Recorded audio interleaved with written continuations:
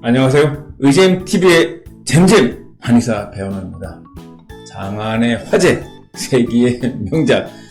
오늘은 저번에 이어서 또 위암, 췌장암, 우리 이제 한의학에서 볼 때는 통틀어서 이제 비암이라고도 이제 표현을 하는데요.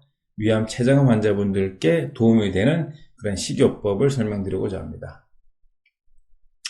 이제 먼저 아시겠지만 사실은 위암이 있는 환자분들 또는 위암을 예방하려고 하는 분들에게 가장 중요한 식습관은 짜게 절여진 젓갈류를 적게 드시는 게 중요합니다. 다양한 일본 연구에 따르면 젓갈류를 많이 드셨던 분이 적게 드신 분들보다 암 발생률이 훨씬 높다고 하거든요. 젓갈류 드실 때 조금 적게 또 덜 짜게 이렇게 드시는 게 중요할 것 같고요. 또 췌장암 같은 경우는 특히 생식하시는 습관이 췌장암을 악화시키거나 부르기도 합니다. 그래서 췌장암 때문에 고생하시는 분들은 생식을 선택하실 때 가급적 그 식이요법의 전문가의 도움을 받으셔서 선정하시는 게 중요하고요.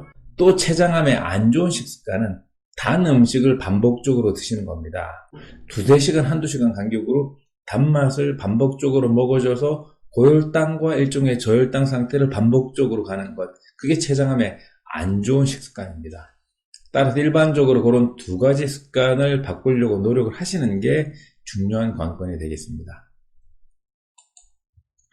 식료치법이라는 개념이 있습니다. 식사로 병을 치료한다.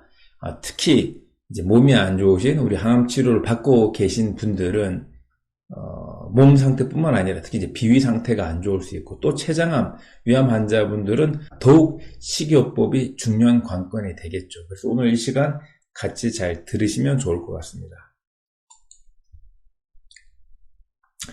대개 비병, 이 비암, 췌장암, 위암이 있는 분들의 공통적인 특징 중에 하나가 살이 아픈 겁니다. 살이 아프다, 전신이 아프다, 팔다리가 쑤신다, 팔다리에 힘이 없다. 그런 표현을 쓰게 됩니다.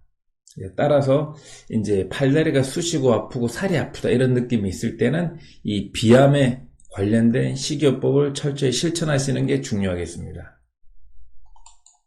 비병, 그러니까 위암과 췌장암에서 가장 싫어하는 것은 몸의 습한 상태입니다. 그래서 몸이 습하게 되면 팔다리가 무겁고 몸이 무거우면서 이 비병, 비암이 악화가 되는데요.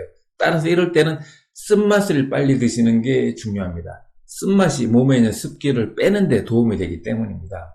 그리고 두 번째, 기본적으로 비병 본연의 맛은 단맛입니다.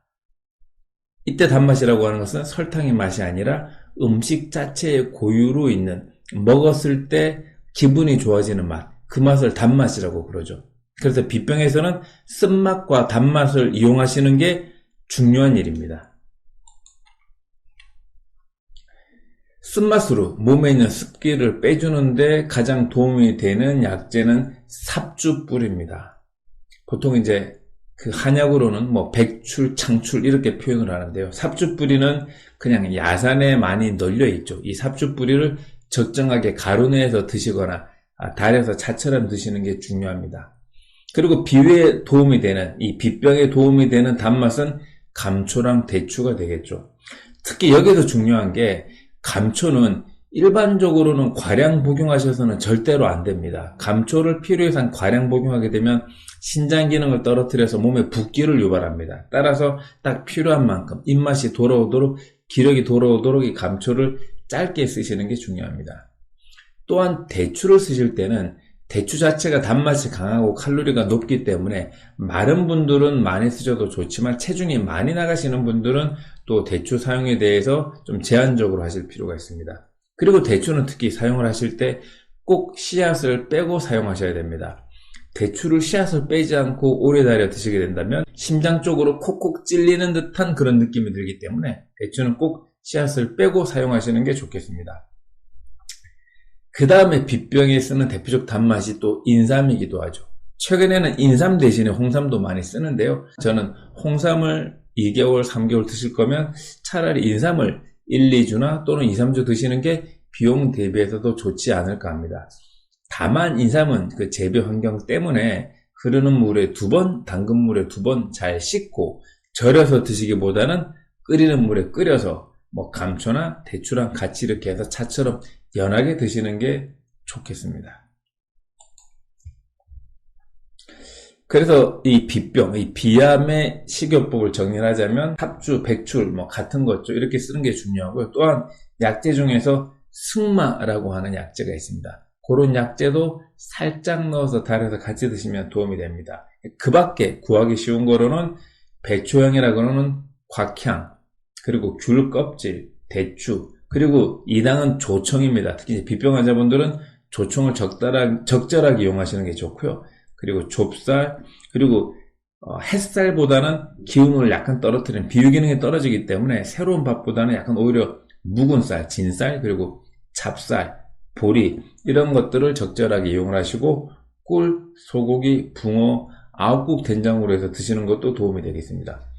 그리고 또 의외의 것 중에 하나가 이 비병이 중요한 게 바로 곶감입니다. 곶감을 예전에는 약으로 많이 사용을 했는데요, 비병에. 그래서 곶감을 그냥 드시는 게 아니라 우유를 졸여서 졸인 우유에다가 곶감을 잘게 썰어서 넣어가지고 꿀을 살짝 넣어서 조금 더 쫄아들 때까지 달여서 드시게 되면 이 비병 있는 환자분들에는 소화 기능을 되게 좋아지게 하고 위암과 췌장에 방해가 안 되면서 식욕을 증진시키고 체력을 증진시키는데 많은 도움을 받으실 수가 있습니다. 닥터 조엘 펄만 박사가 2011년도에 들어왔습니다. 전 세계적으로 식이요법에서 가장 유명하신 분입니다.